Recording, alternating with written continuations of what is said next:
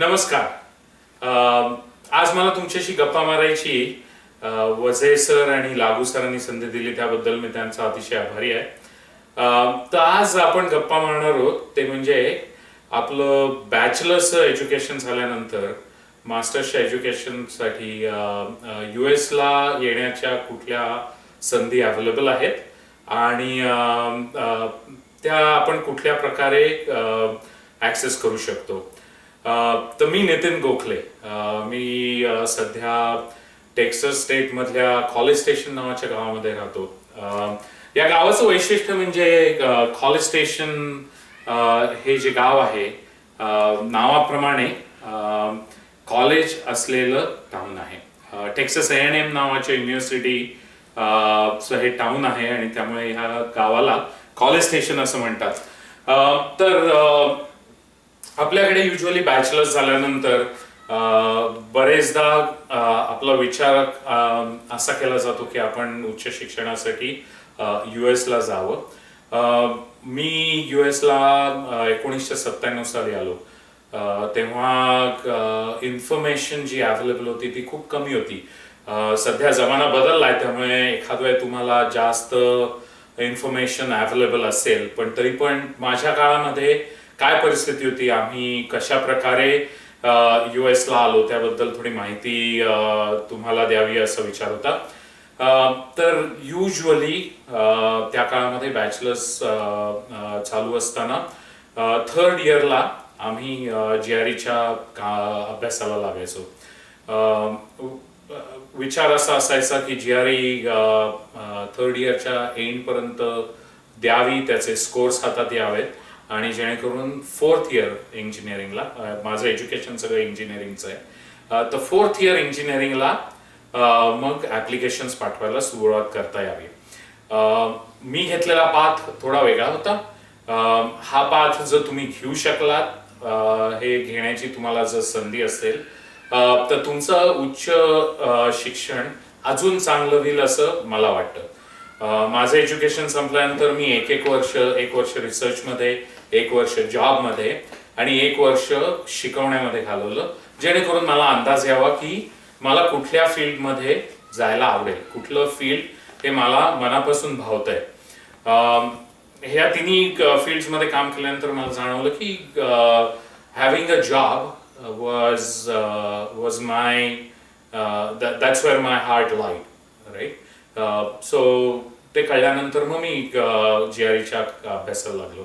पण तुमचा विचार असा असेल की बॅचलर्स झाल्या तुम्हाला मास्टर्स करायला यायचं असेल, तर माझं रेकमेंडेशन असं आहे की थर्ड इयर सुरू झाल्यानंतर इमिजिएटली तुम्ही GREच्या अभ्यासाला लागावं. GREचा अभ्यास हा मिड इयर पर्यंत करून परीक्षा द्यावीत.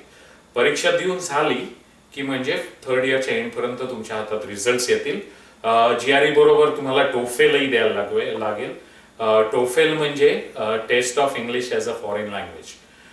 कारण बरेचदा जे फॉरेन स्टुडंट्स असतात त्यांचं इंग्लिश किती क्लीन आहे हे समजून घेण्यासाठी टोफेल असते. की तुम्ही टोफेलसाठी US ला आल्यानंतर, शिक्षणासाठी US ला आल्यानंतर तुम्हाला इंग्लिश इथल्या लोकांचं समजायला काही त्रास होईल का हे समजून घेण्यासाठी तुम्हाला टोफेल द्यायला लागते. तर ती टोफेलही त्याच काळामध्ये तुम्ही द्यावीत. GREचे स्कोर एकदा हातात आले थर्ड इयरच्या एंडला की त्याच्यानंतर फोर्थ इयर जे असतं ते आपल्यासाठी अतिशय महत्वाचं वर्ष असतं ऑब्व्हियसली. कारण त्याच्या ज्या ग्रेड्स असतात, त्याच्यात तुम्हाला जे मार्क मिळतात, त्याच्या जोरावरती तुम्हाला US ला येणं अजून सोपं जातं. पण त्याच बरोबरीने तुम्हाला US ला येण्याच्या दृष्टीने तयारी करायला सुरुवात करायला लागेल. तर ती तयारी कुठली, तर तुम्ही जर गुगल मार्गे किंवा सर्च इंजिन्सच्या मार्फत तुम्ही जर युनिव्हर्सिटीजचा सर्च केला, एस्पेशली तुम्हाला ज्या फील्डमध्ये जायचं त्या फील्डमध्ये कुठल्या कुठल्या युनिव्हर्सिटीज आहेत, त्यांच्यात रँकिंग काय आहे हे तुम्हाला गुगल मार्फत शोधून काढता येईल. मी आलो त्या काळामध्ये हे अवेलेबल नव्हतं, पण मी नॅशनल केमिकल लॅबोरेटरीसाठी काम करायचो आणि तिथं कम्प्युटर्स अवेलेबल होते. तेव्हा हे विंडोज काही अवेलेबल नव्हतं ऑब्व्हियसली, पण आम्हाला रिसर्च करता यायचा. तर तसा तुम्ही गुगल मार्गे रिसर्च करा समजावून घ्या की तुमचं जे फील्ड आहे त्या फील्डमध्ये कुठल्या कुठल्या युनिव्हर्सिटीजमध्ये कोर्सेस ऑफर केले जातात आणि कुठल्या युनिव्हर्सिटीज या टॉप रँकिंग आहेत. एकदा तुम्हाला ते कळलं की तुम्ही त्या युनिव्हर्सिटीजना लेटर्स पाठवू शकता आणि त्या लेटर्स मार्फत तुम्ही ऍप्लिकेशन मागवून घेऊ शकता. ते ऍप्लिकेशन तुम्हाला आले की त्या ऍप्लिकेशन्स मध्ये बरेचदा required GRE score, required TOEFL score हा त्यांनी लिस्ट आउट केलेला असतो. तो जर तसा अवेलेबल नसेल तर परत युनिव्हर्सिटीच्या वेबसाईट्सला जर तुम्ही गेलात तर त्या वेबसाईट्सवरती ती इन्फॉर्मेशन अवेलेबल असते. तर ते तेवढं बघून घ्या जेणेकरून तुमचे GRE स्कोर्स आणि युनिव्हर्सिटीला अपेक्षित असलेले GRE स्कोर्स हे मॅच होत आहेत की नाही ते तुम्हाला आधीच कळेल. सो ऍप्लिकेशन आल्यानंतर मग तुम्ही ते भरून पाठवू शकता. पण ते पाठवण्या अगोदर तुम्ही गुगलवरती परत जाऊन त्या युनिव्हर्सिटीजच्या वेबसाईट्स ऍक्सेस करा आणि दुसरी फेज या रिसर्च मधली चालू होते ती म्हणजे त्या युनिव्हर्सिटीमध्ये कोणकोणते प्रोफेसर्स हे कोणकोणत्या फील्डमध्ये रिसर्च करतायत. लेट्स से फॉर एक्झाम्पल माझं फील्ड होतं पॉलिमर इंजिनिअरिंग. मी इथं प्लास्टिक इंजिनिअरिंग साठी आलो होतो. तर मी जर रिसर्च करणार असेल सध्याच्या जमान्यामध्ये तर मी गुगलवरती जाईन, वेगवेगळ्या युनिव्हर्सिटीज शोधून काढीन, त्या युनिव्हर्सिटीमध्ये कुठले कुठले प्रोफेसर्स प्लास्टिक इंजिनिअरिंग मध्ये रिसर्च करतायत ते मी सर्च करेन. त्यांच्या रिसर्चवरती जुजबी इन्फॉर्मेशन काढीन पहिल्यांदा आणि माझा इंटरेस्ट काय आहे त्या इंटरेस्टमध्ये कुठला प्रोफेसर काय रिसर्च करतोय ते शोधून काढेन. आता मला जर डिझाईन आवडत असेल तर मी एखादी प्रोसेस वरती रिसर्च करणाऱ्या प्रोफेसरकडे कम्युनिकेट करून मला त्याचा फायदा व्हायचे चान्सेस कमी आहेत. त्यामुळे मी प्रयत्न करेन की जो प्रोफेसर डिझाईन मध्ये रिसर्च करतोय त्याच्याशी मी सगळ्यात जास्त कम्युनिकेट करेन. सो तसे प्रोफेसर्स शोधून काढा. एकदा प्रोफेसर्स कळले की त्या प्रोफेसर्सशी ईमेल मार्गे कम्युनिकेशन चालू करा. पहिली email should be just introduce yourself. मी कोण आहे, काय करतोय, कुठलं शिक्षण घेतोय, कुठल्या युनिव्हर्सिटीमधनं शिक्षण चालू आहे माझं, त्या युनिव्हर्सिटीची स्टँडिंग काय आहे एज्युकेशनमध्ये इंडियामध्ये, ही सगळी इन्फॉर्मेशन पहिल्यांदा त्या प्रोफेसरला पाठवा जेणेकरून त्या प्रोफेसरला तुम्ही कोण आहात हे कळेल. एक महत्वाची गोष्ट लक्षात ठेवा, जेव्हा ही पहिली ईमेल पाठवता ती पहिली ईमेल जी आहे ती तुम्ही ईमेल पाठवताय तुमचं मार्केटिंग करण्यासाठी. त्यामुळे make sure the information that you put in is very interesting information. तुमचा बायोडेटा पाठवू नका, कारण biodata is usually written very dry आणि तो तुम्ही जेव्हा प्रोफेसर वाचायला घेईल तेव्हा प्रोफेसरला त्याच्यामध्ये फारसा इंटरेस्ट येणार नाही. ऑब्व्हियसली तुम्ही जर काही रिसर्च केला असेल, तुमच्या जर काही अचीवमेंट्स असतील किंवा बॅचलर्सला तुम्ही जेव्हा प्रोजेक्ट करत असाल तर त्या प्रोजेक्ट बद्दल बेसिक इन्फॉर्मेशन पाठवा, पण इतर जी इन्फॉर्मेशन पाठवा make sure it is very interesting so that the professor would be interested in talking with you. Right. So ही पहिली ईमेल गेल्यानंतर let's wait and see if he sends you an email. त्यांनी जर email पाठवली नाही तर nervous होऊ नका, कारण इथं तुम्ही जर विचार केला तर जगभरातनं वेगवेगळ्या देशांमधून मुलं या प्रोफेसर्सना ईमेल्स पाठवत असतात. त्यामुळे एकाच वेळेला अनेक ईमेल्स त्यांना बघायचे असतात. त्यातनं एखादी जर ईमेल बघितली गेली नाही तर देर इज अ चान्स की तो प्रोफेसर तुम्हाला परत रिस्पॉन्स करणार नाही. तर म्हणून खचून जाऊ नका, दुसरी ईमेल पाठवा.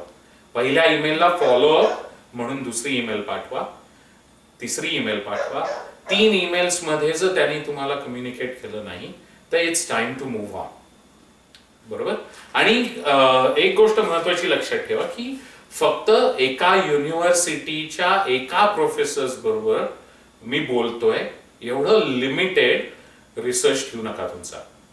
जेव्हा तुम्ही कम्युनिकेट कराल, तुम्ही जेव्हा युनिव्हर्सिटी चूज कराल तेव्हा 5 ते 10 युनिव्हर्सिटी मधल्या ऑन अन ऍव्हरेज प्रत्येक युनिव्हर्सिटी मधल्या 2 प्रोफेसर्स बरोबर कम्युनिकेशन चालू करा. आता युनिव्हर्सिटीज, तुम्ही म्हणाल युनिव्हर्सिटीज कशा चूज करायच्या बाबा, मी टॉपच्या 10 युनिव्हर्सिटी चूज करू का? तर युनिव्हर्सिटी जेव्हा तुम्ही चूज करता तेव्हा ऑब्व्हियसली जीआरई स्कोर्स तुम्ही बघणार आहात. त्यांना जीआरई स्कोर्स काय लागतात, त्यांना तुमचे बॅचलर्स लेवलचे स्कोर्स काय लागतात, तो अंदाज घेऊन मग तुम्ही युनिव्हर्सिटीजना अप्रोच करालच. पण जेव्हा तुम्ही युनिव्हर्सिटी चूज करता तेव्हा टॉपच्या 5 युनिव्हर्सिटीज, मिड लेवलच्या 2 ते 3 युनिव्हर्सिटीज आणि अगदी लो लेवलच्या नाही पण easy to get in universities 2-3 choose करा. राईट? जेणेकरून जर तुम्हाला मास्टर्ससाठी युएसला यायचं असेल आणि ते जर तुमच्यासाठी महत्वाचं असेल तर तुम्हाला डेफिनेटली एका युनिव्हर्सिटीमधनं तरी ऍडमिट येईल. So back to email communication. तुम्ही ईमेल कम्युनिकेट केलं, प्रोफेसर्स बरोबर तुम्ही तुमचा रेपोर किंवा तुमचं कम्युनिकेशन एस्टॅब्लिश केलं की त्याच्यानंतर स्टार्ट रीडिंग देअर रिसर्च, की ते कुठल्या ह्याच्यामध्ये रिसर्च करतायत, तो रिसर्च नक्की काय आहे, त्याच्याबद्दल पेपर्स अवेलेबल असतात ऑनलाईन, ते पेपर्स वाचून काढा. त्या पेपर्समध्ये त्यांनी काय सांगितलंय ते बघा आणि ते पेपर्स रिसर्च करून त्याच्याबद्दल माहिती काढून start conversing about those papers with those professors. So प्रोफेसरच्या लक्षात येतं की तुम्हाला फक्त युएसला यायचं नाहीये, तर तो प्रोफेसर ज्याच्यामध्ये रिसर्च करतोय त्या रिसर्चमध्ये तुम्हाला खरोखरी इंटरेस्ट आहे. हे कम्युनिकेशन एकदा तुम्ही चालू केलं की नक्की त्या प्रोफेसरचा इंटरेस्ट तुमच्यामध्ये वाढेल. He will start communicating with you. आणि सगळ्यात महत्वाची गोष्ट म्हणजे don't try to pretend that you know everything. बरेचदा काय होतं की आपल्याला खूप इच्छा असते उच्च शिक्षणासाठी युएस मध्ये यायची, त्यामुळे आपण खोटं बोलायला लागतो. तर ते अवॉइड करा. जेवढं तुम्हाला माहिती आहे तेवढंच इन्फॉर्मेशन ईमेल्स मध्ये ठेवा. तुम्हाला जर एखादी गोष्ट माहीत नसेल तर प्रोफेसरला विचारा की बाबा मला हे माहिती नाहीये, ह्याच्याबद्दल मला थोडी माहिती देशील का, किंवा मला हे माहिती नाहीये त्याच्याशी रिलेटेड एखादी मला वेबसाईट पाठवशील का, कारण मला वाचायला आवडेल. ही जी सगळी प्रोसेस आहे त्या प्रोसेसमध्ये काय होतं की तुम्हाला माहिती नसलेल्या गोष्टी तुम्हाला माहिती व्हायला लागतात.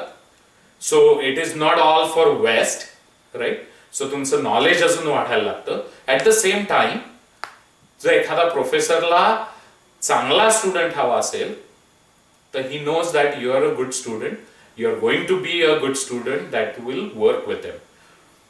ह्या कम्युनिकेशन मधनं एकदा तुमचं वेव्हलेन्स जुळायला सुरुवात झाली किंवा त्या प्रोफेसरला वाटायला लागलं की आपल्या वेव्हलेन्स खरोखरी जुळतील, तर बरेचदा प्रोफेसर आपणहून तुमच्याकडे येईल आणि म्हणेल ए माझ्याबरोबर काम करशील का, आणि that is your ticket to come to US.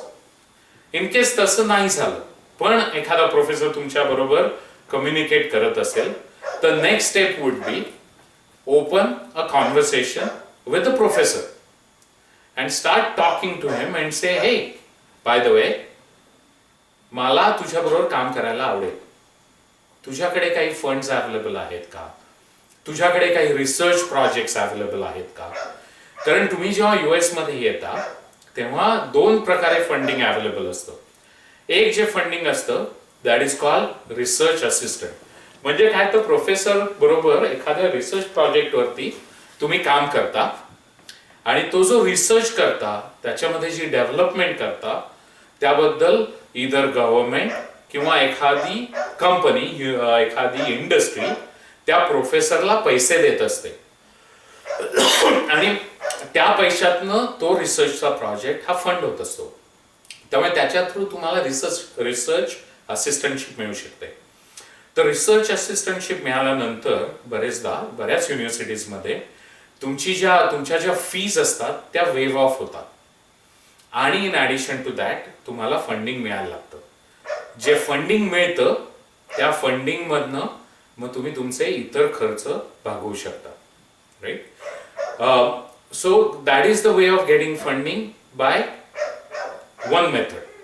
The second method of getting funding, if you don't get funding from your professor, second way of getting your visa is you start collecting documents that show की तुमच्याकडे sufficient funds आहेत US मध्ये येऊन education घेण्यासाठी. Right. ही जी दुसरी पद्धत आहे त्याच्यामध्ये तुम्ही व्हिसा ऑफिस जे असतं त्यांना काय दाखवता की मला मनापासून जाऊन शिकायची इच्छा आहे, कारण ते जे शिक्षण मी घेणार आहे ते शिक्षण घेऊन मी परत इंडियात येऊन इंडियामध्ये काम करणार आहे आणि इंडियामध्ये मला त्याच्यामध्ये स्कोप आहे. सो त्याच्यासाठी तुम्ही डॉक्युमेंटेशन बनवायला सुरुवात करता. तर ते डॉक्युमेंटेशन काय असतं, तर बँकेमध्ये तुम्ही सफिशियंट फंड्स दाखवायची आवश्यकता असते. इधर बँकेकडनं लोन घेऊन किंवा तुमचे पैसे दाखवून हे तुम्हाला आम्हाला फंडिंग अवेलेबल आहे हे दाखवायला लागतं. कारण त्यांना हे कळणं महत्वाचं असतं की सपोज तुमच्या फीस $10,000 असतील आणि तुमच्याकडे जर $4,000 अवेलेबल असतील तर तुम्ही $6,000 कुठून आणणार, तर US मध्ये काम करून इकडे तिकडे जॉब करून. That's something they don't want. ते जे पैसे अवेलेबल आहेत ते US मधल्याच स्टुडंट्सना मिळावेत अशी त्यांची इच्छा असते. त्यामुळे दाखवताना व्हिसा ऑफिसला it is very critical to show them you have funding to support yourself. Right. मग ते इधर लोन असेल बँकेकडनं किंवा एखाद्या पतपेढीकडनं तुम्हाला मिळणारी स्कॉलरशिप असेल. राईट. शिवसमर्थ अशा स्कॉलरशिप स्पॉन्सर करतात, त्यांच्याकडनं मिळणारी स्कॉलरशिप असू शकते. पण तुम्हाला फंडिंग अवेलेबल आहे हे दाखवण्याची आवश्यकता आहे. सो हे फंडिंग अवेलेबल आहे असं दाखवल्यानंतर दुसरी महत्वाची गोष्ट ही आहे की हे सगळं पैसे खर्च केल्यानंतर दुसरी चिंता अशी असते की एवढे पैसे खर्च केल्यानंतर ते पैसे परत कसे मिळणार. तर ते पैसे मिळवण्यासाठी तुम्ही एखाद्या US मध्ये राहाल अशी चिंता असते. तर ते मी US मध्ये राहणार नाही कारण मला परत इंडियामध्ये येण्यामध्ये इंटरेस्ट आहे हे दाखवायची गरज असते. तर ते कसं दाखवता येतं, तर मला इंडियामध्ये आल्यानंतर मला जॉब अवेलेबल आहे, मी परत इंडियामध्ये यायची आवश्यकता आहे कारण मला इंडियामध्ये माझं घर आहे, माझे पेरेंट्स आहेत, नातेवाईक आहेत. There are lot of ties that I have और there is enough assets that are available in India that I will definitely come back for. किंवा दुसरी गोष्ट दाखवायची अशी की जे काय मी रिसर्च करेन, जे काय एज्युकेशन घेईन, त्या एज्युकेशनच्या जीवावर मी परत जर इंडियामध्ये आलो तर मला असंख्य जॉब अवेलेबल आहेत हे दाखवण्याची आवश्यकता असते. त्यामुळे make sure you start working on that research as well. की जर एखाद्या क्षेत्रामध्ये तुम्ही रिसर्च करून किंवा एखादा प्रोजेक्ट कम्प्लीट करून परत इंडियामध्ये आलात तर कुठल्या प्रकारच्या कंपन्यांमध्ये तुम्हाला जॉब्स अवेलेबल आहेत ते दाखवण्याची आवश्यकता असते. परत हे जे जॉब्स अवेलेबल आहेत ते जॉब्स तुम्हाला कुठल्या प्रकारच्या सॅलरीज देतील हे दाखवायची. हे जर तुम्ही दाखवलं तर त्याचा फायदा होईल, जेणेकरून तुम्ही दाखवू शकाल की हे पैसे जे मी सगळे खर्च करतोय ते पैसे मला परत मिळवायला इंडियात आल्यानंतर 4-5 वर्षाचा कालावधी फक्त आवश्यक आहे. 4-5 वर्षामध्ये मी जे पैसे परत मिळवले तर त्याच्यानंतर मिळणारे मला जे काही पैसे आहेत ते प्युअरली माझे पैसे आहेत. अशी जर तुम्ही पूर्ण तयारी केलीत आणि जर व्हिसा ऑफिसमध्ये गेलात तर व्हेरी रेअरली तुमचा व्हिसा रिजेक्ट होतो. दुसरी महत्वाची गोष्ट, जेव्हा तुम्ही फंडिंग दाखवता तेव्हा you can not show funding that is available in bonds, in shares, in stock.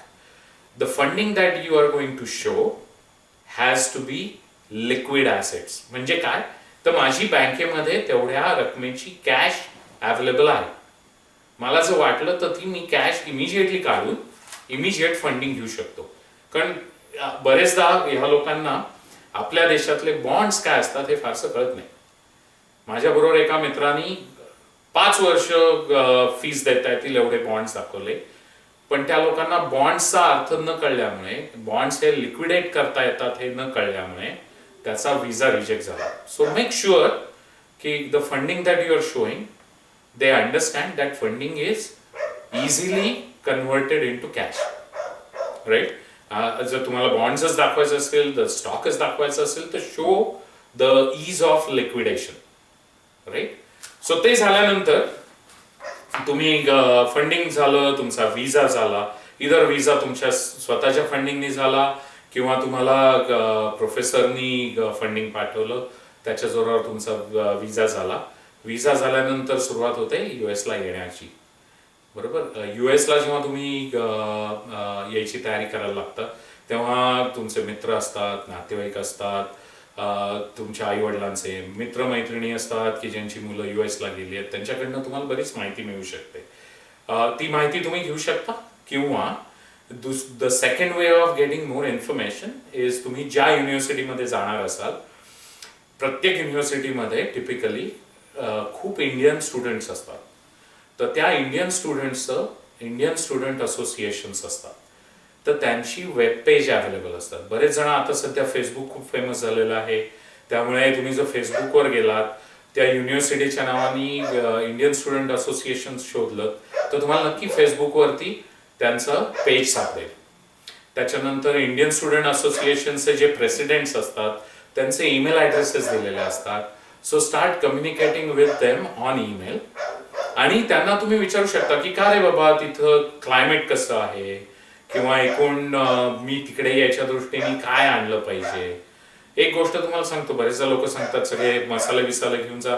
सध्या तुम्ही US मध्ये आलात तर सगळीकडे आपले इंडियन मसाले कुठल्याही ठिकाणी इझिली अवेलेबल आहेत, right. So have a conversation with those Indian students, ask them what you should bring and then accordingly pack your bags, right. एकदा US मध्ये आल्यानंतर तुम्हाला जर रिसर्च असिस्टंटशिप असेल तर usually research assistantship provides you for everything, right. जर partial research assistantship असेल तर तुम्हाला आठवड्याचे 20 तास हे तुमचं काम करायला मिळतं. त्यामुळे ते 20 तास तुम्ही कॅफेटेरियामध्ये, बुक स्टोअरमध्ये, हे जे युनिव्हर्सिटीशी ॲफिलिएटेड जे वेगवेगळे बिझनेसेस असतात तर तिथे तुम्ही काम करू शकता आणि ते तुम्हाला पर आवर सॅलरी देतात. आणि असे तुम्ही 20 तास काम करून you can support yourself, right? So that's how you can support yourself. From the standpoint of how do you stay safe, how do you take care of yourself. मला असं वाटतं की बॅचलर्स झाल्यानंतर तुम्ही सगळी मंडळी बऱ्यापैकी मोठी झालेली असतात, त्यामुळे इनव्हेरिएबली तुम्हाला माहिती असतं की काळजी कशी घ्यायची.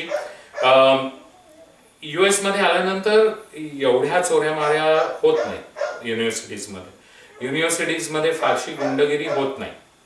पण सगळ्यात महत्वाचं जर तुम्हाला मी काही सांगू शकेन तर सगळ्यात महत्वाची गोष्ट ही की तुमचे कान आणि डोळे सतत उघडे ठेवा. आजूबाजूला काय चाललंय त्याचा अंदाज घ्या. आजूबाजूला चाललेल्या गोष्टी ह्या जर तुम्हाला अनकम्फर्टेबल वाटल्या तर walk away from them, right. तुम्ही इंडियामध्ये अनेक सिरियल्स बघितलेत की मुलं कशी ओढली जातात नको असलेल्या गोष्टींमध्ये. कळत असतं की चांगल्या गोष्टी नाही आहेत पण ओढली जातात, कारण असं वाटतं की मी ह्याच्यापासून जर लांब गेलो नाही तर मी मित्र लूज करेन. एक गोष्ट लक्षात ठेवा, जर अशा गोष्टींपासून लांब गेल्यामुळे तुम्हाला जर मित्र मिळाले नाही तर it is worth not to have those friends, right. So just keep your eyes open, your ears open, keep very clear understanding of what's going on around you. If you don't like something, walk away from it, right. US मध्ये आल्यानंतर life is not as beautiful as it is seen in movies. Obviously, it's a hardship, but at the same time, it's a lot of fun, right. So when you come to US, just enjoy, make sure what you have come here for, make sure you keep yourself in clear understanding that you have come here for higher education. There are a lot of things, अनेक गोष्टी अशा दिसतील आजूबाजूला की ज्या सध्या इंडियामध्ये सहज अवेलेबल नाही आहेत, तर त्यांच्याकडे ओढले जाण्याची शक्यता आहे. पण डोळ्यासमोर जर तुम्ही ठेवलात की तुमचं ध्येय काय आहे तर तो गोल अचीव करायला it is not at all difficult. You all are very talented students, you all are very smart students. I am 100% sure when you come over here you will do very well, right. इकडे आल्यानंतर जर तुम्हाला काही माहिती हवी असेल, तुम्हाला काही जर शंका असतील तर निसंकोचपणे मला कॉन्टॅक्ट करा. मोठा भाऊ म्हणून मी तुम्हाला हवा तो नक्कीच सल्ला देईन. All the very best and good luck to you. Good luck for your 10th and 12th exams. बोर्डाच्या महत्वाच्या एक्झाम्स आहेत. All the best. ओके.